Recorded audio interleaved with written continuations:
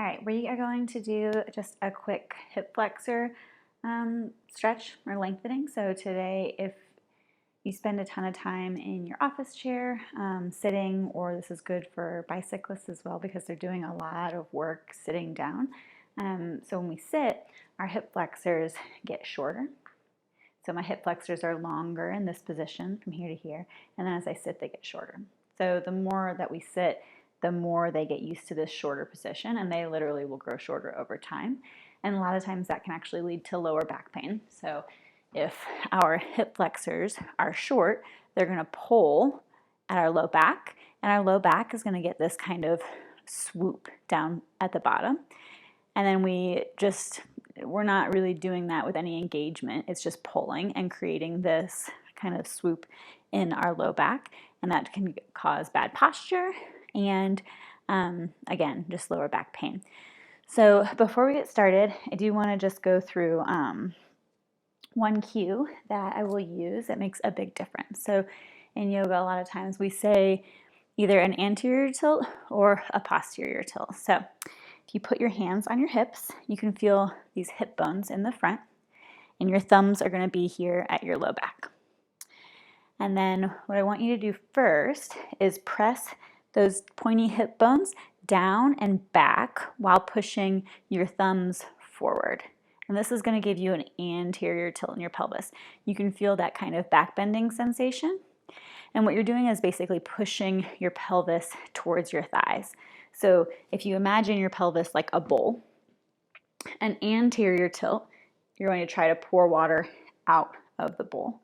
And a posterior tilt, you're going to try to keep water in the bowl.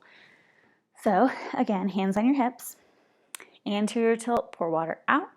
And then posterior tilt, you're going to keep water in. So you're going to pull those hip bones up while pushing your thumbs down. And you're going to try to keep that water in. So anterior tilt, posterior tilt. Try it just a couple of times. Anterior tilt, posterior. Okay, so let's get started with our right foot forward.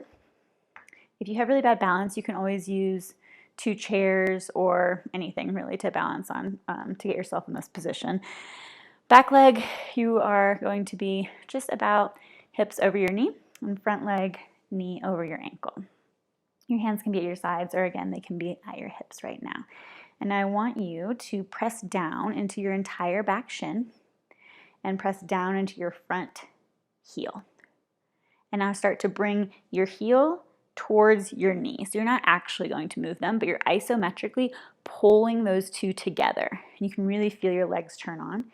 And now pull your left thigh in and your right thigh in. So you're pulling your thighs in toward one another, and you're pulling your legs toward one another. So you're pulling everything up into center. Engage your lower core. Now interlace your hands, palms face down on the top of your front knee. Come back to that engagement in your Mula Bandha, your low core, pull up and in. And then start to lean, to push with your palms and lean your front knee forward. It's okay if it goes over your front ankle because we're in a supported position. As soon as you start to lean forward, a lot of times we lose that engagement. So again, pull everything towards center.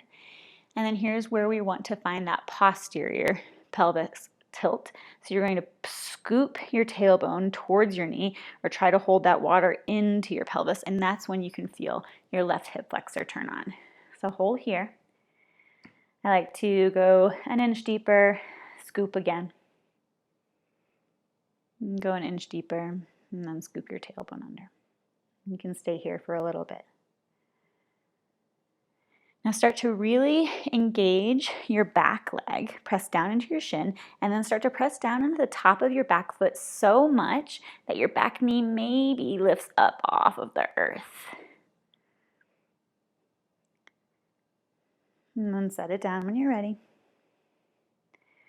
I just like to even this out by setting my hands on either side of my front foot and stretching my right hamstring in a half split. Come forward, and then let's switch it out, other side. Put your right knee down, left knee out in front.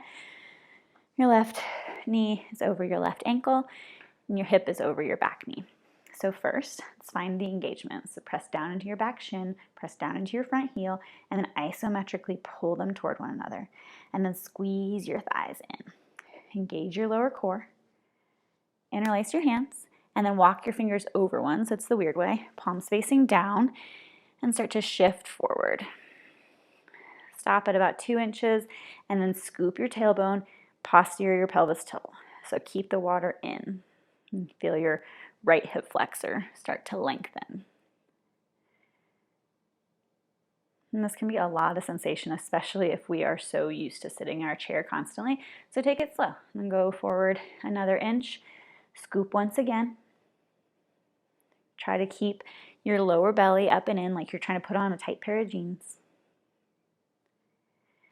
Now start to really turn on your back leg by pressing down into your shin, and then press down to the top of your back foot and into your heel so much that your back knee starts to lift up off of your mat. And then scoop again, posterior tilt, shoulders back. And set it down. And then let's just do it even on both sides, little hamstring stretch, half split.